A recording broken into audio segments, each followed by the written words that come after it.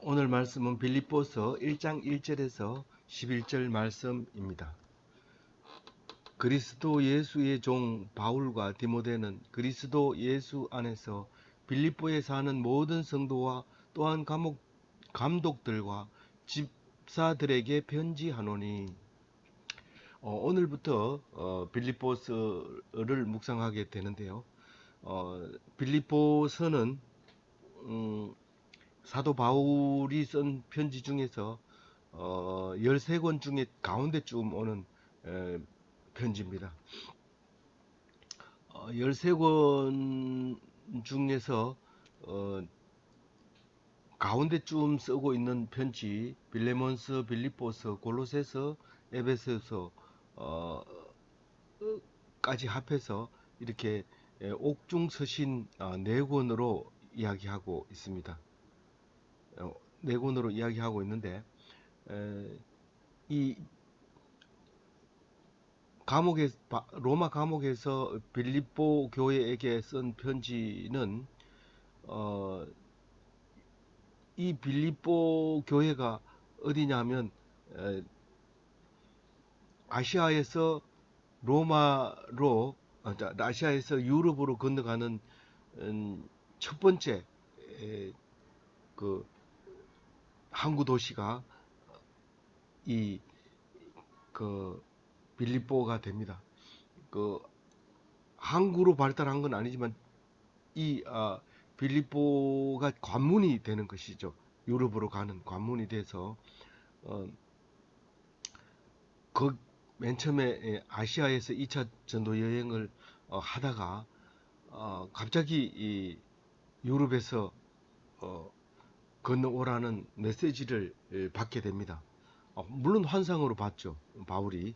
그래서 배를 타고 간 곳이 유럽의 첫 번째 도시 빌립보로 가게 됩니다. 그 1차 전도 여행에서만 해도 상당히 힘들었는데 2차 전도 여행에서 빌립보에서 감옥에 갇히는 일이라든가 이런 일들이 생깁니다. 그래서 이 빌립보에서 성령의 역사가 엄청나게 일어남으로써 그 세운 교회를 이제 잊지 못하고 3차 전도 여행까지 가고 난 다음에 지나간 다음에 3차 전도 여행 때도 빌립보를 지나갑니다. 그리고 이제 네 번째로 여행으로 로마 감옥에 가면서 로마에서 이제 연금 상태에서 편지를 쓰게 되는 것이죠. 개척해놓고 쓰는 편지, 이 편지가 우리에게 성경이 될 줄은 몰랐지만 우리는 엄청난 귀한 말씀으로 평생을 읽으면서 영원한 선배들이 2000년 동안 읽어왔고 앞으로도 지금도 여전히 많이 읽고 또 영원히 읽어지는 귀한 성경이 되었던 것이죠. 오늘 빌립보서를 처음 보면 발신자가 두 명으로 되어 있습니다. 바울과 디모데라고 되어 있습니다.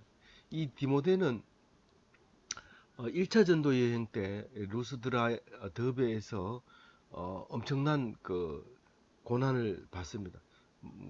초죽음이 되어서 죽었는 줄 알았는데 살아나기도 하고, 그리고 또 이 그 바나바와 그 바울을 제우스와 헤르메스라고 부르면서 신성시하는 그런 경우도 있었던 곳이 바로 이 루스드라였는데, 이 루스드라에서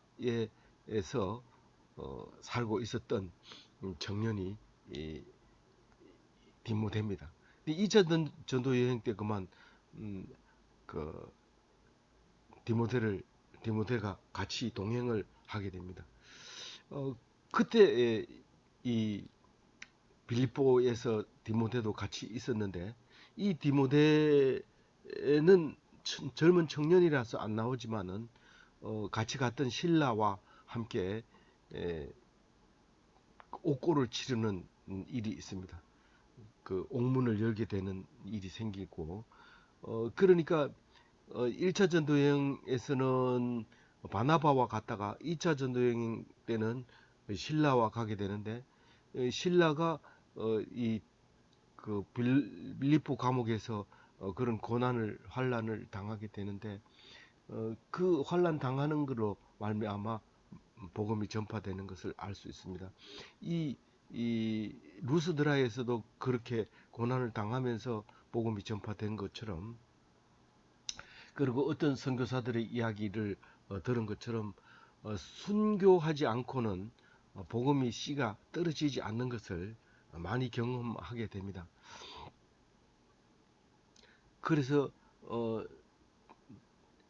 1차의 고난 때 디모데를 얻어서 2차 전도 여행 때 빌립보를 교회를 세움으로써 이 편지가 이루어지게 되고, 또 특히 이 사도 바울이 감옥에 있지 않았다면 이 편지가 쓰여지지 않았을 가능성이 높습니다. 그러나 어려움 중에 말로 전하지 못하고 발로 전하지 못하기 때문에 편지를 쓰는 바람에 이 편지가 우리들에게 큰 성경이 된다는 사실을 알 수 있습니다. 빌립보 교인들 중에서 감독들, 집사들에게 지금 편지를 쓰고 있습니다. 이 빌립보는 빌립이라는 그 마게도냐 사람들의 이름인데, 그 알렉산드리아 아버지 빌립보 이름이라고 합니다. 그때에 통치할 때 그것을 기념하기 위해서 세웠다. 빌립이죠, 빌립. 그런 이름이었죠. 그런 편지, 발신과 수신의 편지다 하는 것을 오늘 개략으로 말씀하고, 2절에 보면 이제 하나님 우리 아버지와 주 예수 그리스도로부터 은혜와 평강이 너희에게 있을지어다, 이렇게 편지 서두에 씁니다. 우리도 편지에 서두에 쓰고, 또 어떤 일을 할 때 먼저 하는 말이 있습니다. 그래서 이제 초안의 안부 인사가 성부와 성자로부터 있어야 될 것이 있는데, 그것이 바로 은혜와 평강인데 너희들에게 있느냐, 그것을 안부로 묻고 있는 것이죠. 은혜라고 말하면은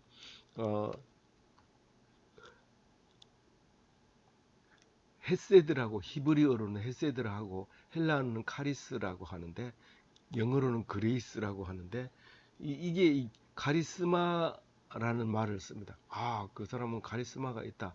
그 은혜가 있다. 기프트, 선물. 그러니까 은사가 있다, 그런 뜻입니다. 다른 사람에게 없는 거, 그게 있느냐 하는 거죠. 하나님으로부터 은혜가 있느냐, 이 말은 똑같이 잘 먹고 잘 사느냐가 아니라, 네가 환난 중에서도 그 특별한 은사로 말미암아 은혜가 있느냐, 그런 말을, 헤세드가 있느냐, 그거를 안부로 묻고 있는 거죠. 사실은 이 안부는 무거운 안부입니다. 우리가 가볍게 잘 지냅니까가 아니라, 어려운 속에서도 하나님을 찾고 있습니까? 하나님의 축복을 받고 있습니까? 그거를 물어보는 거기 때문에 어려움을 없이 은혜를 겪으면 안 됩니까? 은혜 없이 은혜를 겪으면 좋죠. 은혜도 겪고 좀 고난 없이 은혜를 겪으면 좋지만, 고난도 안 겪고 은혜도 겪으면 너무 좋죠. 근데 항상 은혜는 고난을 따라 오게 되어 있습니다. 힘들고 어려움 속에서 은혜가 있느냐, 그걸 물어보는 겁니다. 예배하려고 하면 자꾸 예배를 방해합니다. 어쨌든 교인들이 오려고 하면 그들 방해합니다. 그럼에도 불구하고 예배를 드리고, 또 교인이 없음에도 불구하고 교인이 많은 것처럼 예배를 드리고, 그렇게 하는 것이 은혜죠. 그게 카리스마고 은사입니다. 그리고 평강이 있느냐, 그겁니다. 이제 공갈을 치고 협박당하고 두려움을 조장하고 그런 속에서 평강이 있느냐는 거죠. 그게 샬롬이죠. 헬라어로는 에이레네 피스라는 거죠. 이 또한 평화를 위해서 전쟁을 해서 얻은 평화가 아니에요. 모든 평화는 전쟁을 해야만 평화를 얻을 수 있습니다. 전쟁 없이 평화를 얻을 수 있는 경우는 없습니다. 그런데 그 평화는 짧고 전쟁은 깁니다. 우리는 그런 삶을 살고 있습니다. 그러나 예수님께서 오셔서 이 평강은 전쟁 없는 평화를 얘기하는 겁니다. 전쟁 없이 이루어질 수 있는 평강을 얘기하고 있는 겁니다. 그래서 은혜가 있고 평강이 있느냐? 하나님 예수 그리스도로부터 오는 은혜와 예수 그리스도로부터 오는 평강이 너희에게 있느냐? 이렇게 안부를 묻고 있습니다. 3절에는 내가 너희를 생각할 때마다 나의 하나님께 감사하며, 무슨 말인지 알죠? 근데 좀 더 부드럽게 얘기해봐요. 너희를 추억하면서 하나님께 감사한다. 이렇게 얘기해요. 4절에 간구할 때마다 너희 무리를 위하여 기쁨으로 항상 간구하면, 무슨 말인지 알죠? 그렇지만 너희를 위하여 기도할 때마다 기쁨이 넘친다. 그 말을 그렇게 한 거예요. 4절 다시 한번 읽어볼게요. 간구할 때마다 너희 무리를 위하여 기쁨으로 항상 간구하면, 이렇게 4절에 너희가 첫날부터 이제까지 복음을 위한 일에 참여하고 있기 때문이라. 너희를 위하여 기도할 때마다 기쁨이 넘치는데 그 이유는 뭐냐 하면 처음부터 지금까지 복음 안에 있는 것 때문에 그렇다. 누가? 너희들이. 다시 말해서 믿음을 지키고 있는 빌립보 교인들이 우리가 처음 만났을 때, 2차 전도 여행 때 처음 만났을 때 그때 뜨거운 믿음, 뜨거운 복음, 그거를 여태까지 지고 기다리고 있기 때문에 내가 그것 때문에 기도할 때마다 너를 기쁨이 넘친다. 그 얘기를 4절 5절에 하고 있는 것이죠. 그러면서 6절에 뭐라고 합니까? 너희 안에서 착한 일을 시작하신 이가 그리스도 예수의 날까지 이루실 줄 우리가 확신하노라. 이 말은 어려운 말은 없지만 뉘앙스가 좀 잘 안 떨어지죠. 너희 안에서 착한 일을 하신 이는 하나님이시고 예수님이십니다. 그럼 우리는 여기서 하나님이라고 말하고, 그리스도 예수의 날까지라는 것은 예수 재림의 날을 말하는 겁니다. 예수 다시 오실 날. 하나님이 예수님 오실 날까지 이루실 줄을 우리가 확신하노니, 뭘 이룬다는 거예요? 뭘 이룬다는 거예요? 복음을 이룬다는 거예요. 성취한다는 거예요. 우리는 믿는 자는 하늘 천국에 가고 믿지 않는 자는 심판을 받는다는 것을 말하는 그 복음, 그것이 반드시 예수 재림의 날에 이루어지고 만다는 것이죠. 참 중요한 말이죠. 7절에 내가 너희 무리를 위하여 이와 같이 생각하는 것이 마땅하니 이는 너희가 내 마음에 있음이며 나의 매임과 복음을 변명함과 확정함에 너희가 다 나와 함께 은혜에 참여한 자가 됨이라. 이 문장이 길어서 그런데요, 짧게 나누면 이렇습니다. 너희는 내 은혜의 동반자다. 나의 동반자는 내 마누라라고 생각하지만 사실은 그런 동반자가 아니라 은혜의 동반자다. 우리 아침 먹고 점심 먹고 저녁 먹고 자고 하는 그 동반자는 마누라지만은 은혜를 나누고 기뻐하고 감사하고 기도하고 이러는 동반자가 바로 너들이다. 너들이 누구예요? 빌립보 교인들이다. 그 말이에요. 그리고 내가 이렇게 생각하기 때문에 너희들이 나의 동반자다라는 거죠. 내가 너희들을 이렇게 생각하기 때문에 나의 동반. 내가 너를 마누라로 생각하기 때문에 너는 나의 동반자다. 이렇게 말하는 거죠. 뭐 어떻게 생각하는데? 너희들을 생각할 때마다 감사하고 기뻐하고 너희들을 믿는 그 생각 때문에 너희들은 나의 은혜의 동반자다라고 얘기하는 거죠. 그런데 너희는 내 마음에 있고 너희 마음에 내가 있다는 거죠.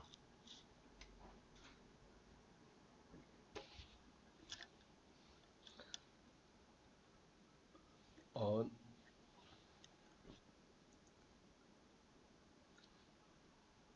너희가 내 마음에 있고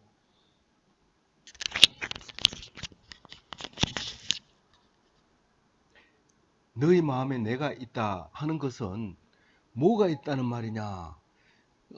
너희 내가 여기에 매여 있는 거, 그리고 내가 전파하는 복음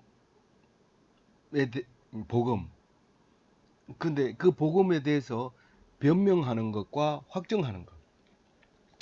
복음을 변명한다는 것은 복음을 전파한다는 뜻이고, 복음을 확정한다는 것은 확신한다는 건데, 내가 갇혀 있는 것과 복음을 변명하고 확정하는 것, 이 모두가 너희 마음에 있다는 거죠. 그리고 그래서 내 마음에 너희가 있고 너희 마음에 내가 있다. 이제 내가 누구냐 하면 매임과 복음의 변명과 확정이다. 그렇게 7절에 얘기하고 있는 거죠. 근데 이제 8절을 한번 보도록 할게요. 8절, 내가 예수 그리스도의 심장으로 너희 무리를 얼마나 사모하는지 하나님이 내 정인이시니라. 어,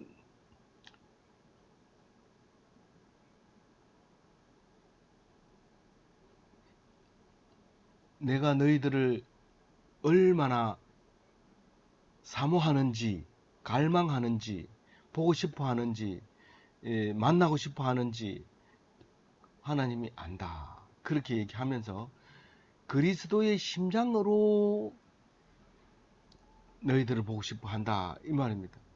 우리가 교인들을, 우리 형제 자매들 만날 때 자매에게 형제 자매님 사랑합니다. 이러면 헷갈리잖아요. 갑자기 왜 나를 사랑한다 하지? 그러나 그리스도의 심장으로 사랑합니다. 그러면 예수 안에서 자매로 사랑하는구나. 그렇게 생각하고 오빠가 동생을 사랑하죠.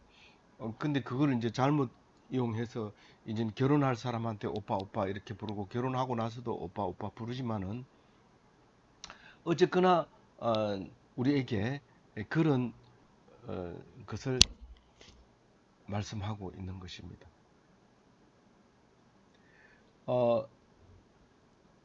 9절에 보면 내가 기도하노라 너희 사랑을 지식과 모든 총명으로 점점 더 풍성하게 하사.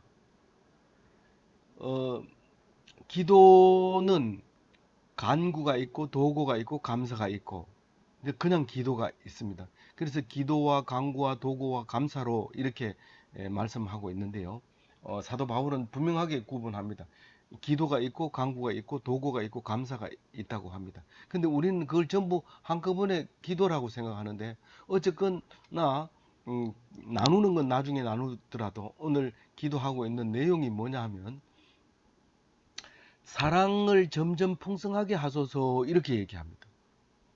이 사랑이 풍성하게 해달라는 것은 그리스도의 심장으로 예수 안에서 사랑한다. 그 사랑이 풍성하게 해달라는 겁니다. 그러니까 교인이 교인을 만나고 싶어 하는 것은 육체적인 욕망으로 사랑한다든가 뭐 물질을 나눠 먹기 위해서 사랑하는 게 아니라 지식으로 그 사랑이 풍성하게 되어야 되고 총명으로 그 사랑이 풍성하게 되어져야 된다는 말을 구절에서 하고 있는 거죠. 그래서 사랑을 풍성하게 해 주십시오 라고 기도할 때 그냥 사랑이 풍성하게 하는 게 어떤 방법으로 해줄까? 지식으로 해줘야 되고 총명으로 해줘야 된다. 그 말입니다. 그것도 점점 풍성하게 되어져야 됩니다. 그냥 있는 대로가 아니라 차원이 다른 사랑을 하게 되는 거죠. 엄청난 사랑. 결과는 어디입니까? 마지막 날 순교하는 날까지가 그 풍성하게 되는 날입니다. 최고로 풍성하게 되는 날입니다. 10절에 보면 너희로 지극히 선한 것을 분별하여 하며 또 진실하여 허물 없이 그리스도의 날까지 이르고. 여기에 보면 그리스도의 날까지 이르고 이 말은 예수 재림의 날까지 이르렀으면 좋겠다 이 말이잖아요. 이르르고 분별하고 진실하여 허물 없이 그리스도의 날까지 이르고, 다른 말로 얘기하면 예수 재림의 날을 기다려라.